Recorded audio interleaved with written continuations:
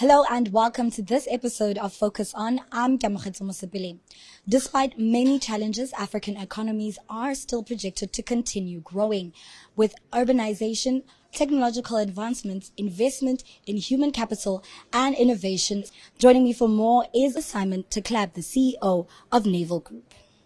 Simon, thank you so much for joining us. You were on stage earlier on the Growing Together in a Fragmented World panel. I just like your insights. I know you're based in Angola. What are some of the key takeaways as a number of business leaders from across the continent have come together today to discuss some of the ways to improve Africa's economic growth? From your perspective as a CEO, what are some of the key takeaways you've taken from today's event? Well, there's a lot, but to mention a few. One is the networking, the exchanging ideas with other entrepreneurs. What are the challenges that are being faced on the other sides? We are all from the same region, but then the challenges are different depending on the country to country. So we've been discussing and exchanging ideas. At the end, everyone seems to have similar challenge, mainly the barriers that most of the countries in Africa cannot trade among themselves. Lots of opportunities are arising in Africa. Population is growing, but there's still a lot of challenge that's being identified. And one of the ideas of this conference, and which is impacting positively, is the exchanging experience with other entrepreneurs from other countries. Yeah. So you've actually touched on trade barriers, which is something I also wanted to get into. You being based in Angola, what has been your experience in terms of the export market? I understand your company specializes in the sale of food products, building materials, so between agriculture and manufacturing. What has been your experience within that space in terms of trying to trade with neighboring countries or other countries across the continent? Yeah, so trade barriers are being there because of no proper network, road infrastructures, and also cost of transportation sometimes, lack of agreements between countries, proper lack. So those are some of the challenge. Looking at today, the cost of logistics sometimes seems to be cheaper to import something from all the way China or other Southeast Asia than from a neighboring country. If you look at the cost of transportation, for example, from Angola to neighboring countries, could be a lot more than the price of importing cost of a freight, from China to Africa. And this has been one of the challenges. Second one is that there's no proper infrastructure sometimes that exists, and this is driving the costs of transportation and African countries able to trade among themselves. And also, of course, there's a lot of agreements that are being spoken, but then they're not implemented yet. So free trades, certain incentives or certain tax reductions on African products, those are not implemented yet. So those are some of the barriers that most of the companies, and today we have exchanged with other entrepreneurs, the challenge that we today face in this region. So it's very important to highlight some of the barriers and challenges that entrepreneurs and the private sector is facing. But I also just want to know, what are some of the things that are working in your favor and the growth you're seeing within where you are based, and just the sale and movement of the goods that you manufacture? So opportunities are always where the challenges are. And focusing on Angola, today there's a lot of challenge, and this has created opportunities for us to invest and mitigate those challenges. And one of the things that we've doing today is, like I mentioned in the panel, is the vertical integration. So basically what the products that we've been trading, we're trying to manufacture them or partially transfer them in Angola. And this has been an opportunity, clearly. And so there's other more opportunities that have arisen as well. But I believe there could be a lot more opportunities if Africa starts to trade within itself. And the panel was mentioned that in 2050, that Africa plans to trade 50% of its trade within Africa. Or if those things happen, I think there's a going to be a big growth. Looking at the other opportunities is the population growth in Africa, and this is also another opportunity that we see as we are in production of FMCGs and food products. So we see it also as an opportunity. At the same time, it could be a challenge if you look at it, the raw materials and other things that could be also imported from neighboring countries rather than countries that are not in Africa. And I think I mentioned about the barriers, so yeah. I'm also interested in terms of some of the risks you face. Like you said, what often happens is the opportunities are where the challenges are, but same with the risks are where the opportunities are coming from. You're in the agricultural space, which is a very important sector for, in terms of securing food security for Africans, right? How does it look within the imminent risk of climate change and other external factors? And what has been your approach just in terms of ensuring that your business mitigates that risk?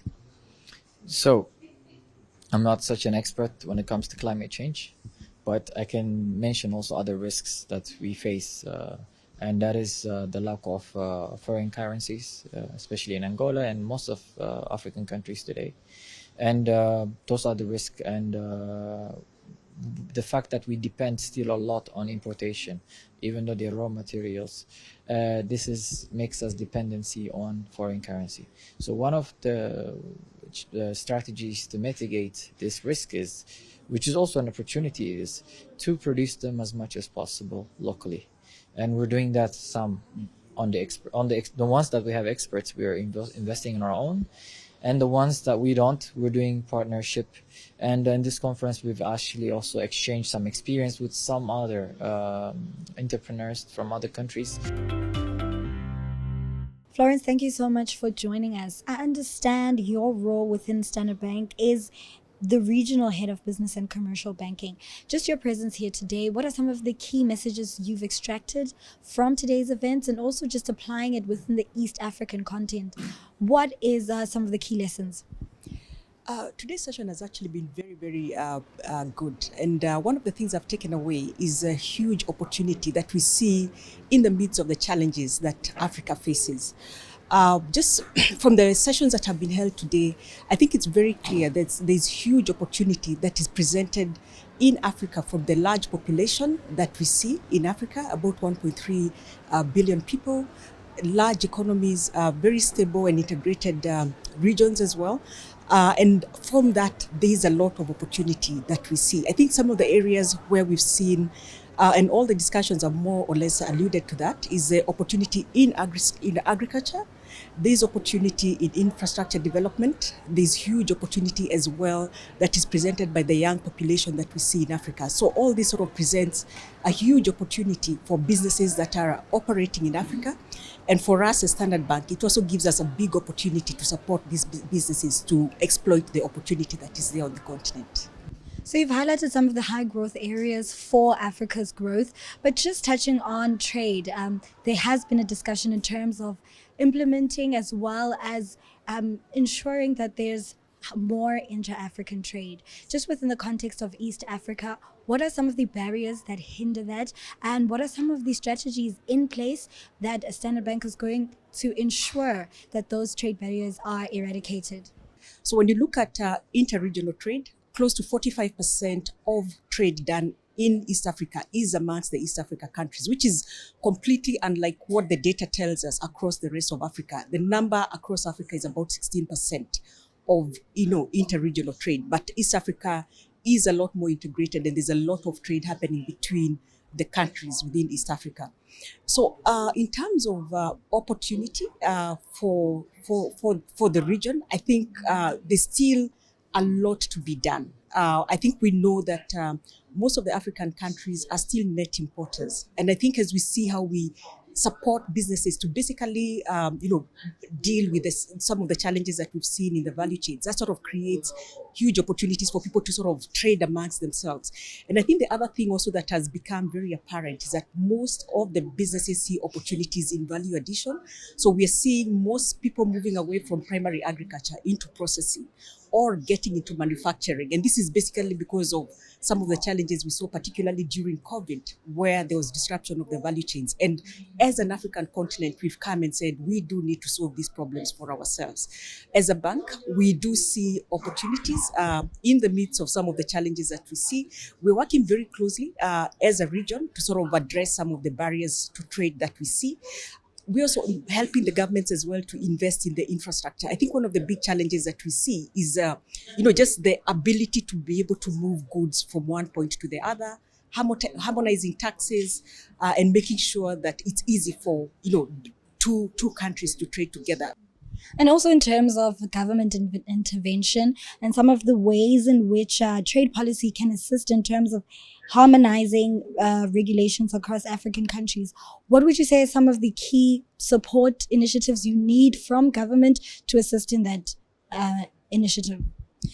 I think the government has to listen to the private sector. And I think we've seen a lot of that collaboration between public sector and private sector to just be able to get, a real time feedback on some of the challenges that these businesses do face. And I think that's becoming a lot easier today because we've realized that there's a huge opportunity to trade amongst ourselves. So we are seeing governments actually working together amongst each other, but also with the private sector to address some of the challenges. And we've seen a lot of harmonization of, taxes and just ensuring that some of the barriers to trade are addressed. And more importantly, is also just around the integration of infrastructure. I think we've seen from road to rail to ports, when these are being developed, they're being developed with a view of enabling trade across different countries. So that obviously creates an enabling environment. And I think we do still expect to see government coming to the table. And I think there's been a lot of progress in the last couple of years. And obviously, initiatives such as the Africa Free Trade Continental Area also provide a platform for that dialogue.